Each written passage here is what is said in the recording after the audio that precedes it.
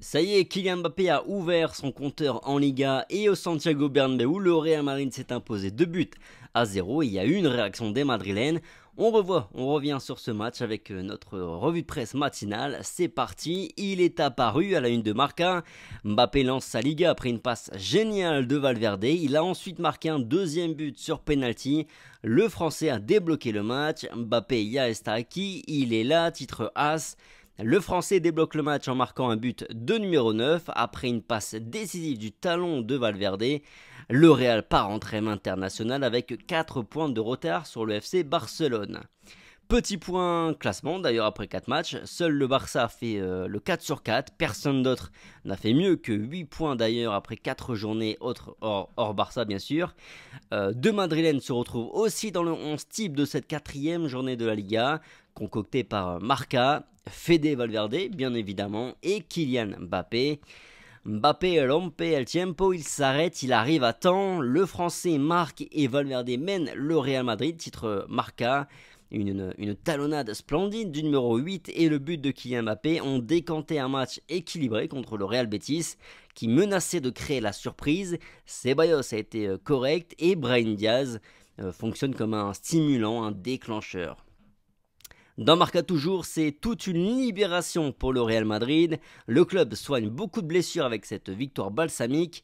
Les hommes d'Ancelotti évitent que le Barça s'éloigne un peu plus. L'équipe respire et Mbappé est déjà le meilleur buteur du club cette saison. Pour d'autres, non, mais pour moi, 3 matchs sans marquer, c'est beaucoup, a-t-il dit après le match. José Félix Diaz nous fait un focus sur Fede Valverde aujourd'hui. Il a encore été décisif, il est apparu en Supercoupe, puis contre Valladolid et maintenant contre le Real Betis. Il est impliqué dans 2 buts et une passe décisive dans des moments où l'équipe en avait le plus besoin, écrit-il. Ancelotti l'a libéré contre le Betis et il a fait ce qu'il sait faire de mieux sur le terrain, c'est-à-dire montrer sa puissance et son intelligence. Une passe décisive d'un potentiel différentiel, ajoute-t-il. Il a du caractère et du football, il ne lâche jamais et il a inventé une passe du talon pour le plus grand bonheur de Kylian Mbappé hier au Bernabéu. Brahim est le meilleur remplaçant, souligne aussi le quotidien AS aujourd'hui. Autre action remarquable du Marocain quand il est sorti du banc.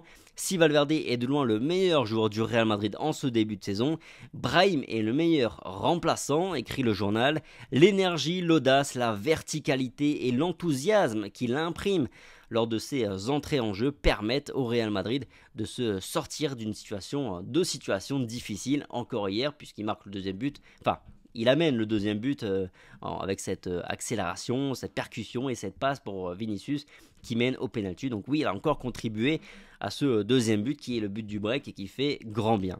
C'est moins convaincant, c'est sûr, quand il est titulaire en règle générale.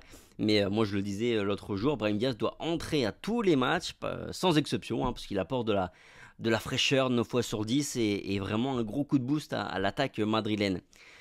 Bon, voyons un peu les notes du match, en commençant par Marca, 3 étoiles pour Valverde, MVP évidemment, 2 étoiles pour Courtois, Carvajal, Brahim, Rodrigo et Mbappé, 1 étoile pour les autres. Le quotidien AS a aussi nommé l'Uruguayen homme du match avec 3 pics. 2 pics pour Militao, Rudiger, Vinicius, au contraire de Marca, mais 1 pic seulement pour Rodrigo et Tchouaméni ici. Je trouve ça un peu sévère. À Real France, on a attribué les notes suivantes. 6 pour Courtois, qui n'aura eu qu'un arrêt à faire, mais qui l'a fait. 7 pour Carvajal, qui selon moi a fait son meilleur match de la saison sans problème et même de loin. 6 pour Mendy, Militao et 6,5 pour Rudiger. Bon, globalement, ils ont fait le job, même s'il y avait un peu de fébrilité quand même défensivement en première mi-temps sur 2-3 actions. Au milieu de terrain, 5 pour Ceballos. Tout n'a pas été mauvais pour Ceballos. Globalement, j'ai même bien aimé sa première mi-temps, même s'il y a des imperfections évidemment. Après, en deuxième mi-temps, c'était catastrophique et malheureusement pour lui, Carlo Ancelotti a attendu la 65e minute de jeu pour le remplacer, donc ça gâche un peu son match, c'est dommage. 7 pour Tchouaméni qu'on a enfin retrouvé, grosse activité, beaucoup de récupération, des interventions. 8 pour Fede Valverde, MVP sans contestation de cette partie. Et pour finir en attaque, 7,5 pour Mbappé, que j'ai bien aimé au-delà même de son but, enfin de ses 2 buts, bien que ce soit encore très brouillon dans l'ensemble, on est d'accord. Mais vu du stade, il a fait beaucoup d'efforts sans ballon. Il était très dispo, volontaire. Il a fini par marquer de surcroît, comme je le disais.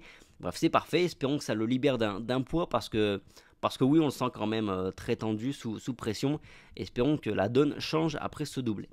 7 pour Vinicius parce qu'il a été très bon en deuxième mi-temps, il va chercher le péno, tout ça. 6,5 pour Rodrigo qui fait aussi un bon match, je pense même qu'il aurait pu avoir 7.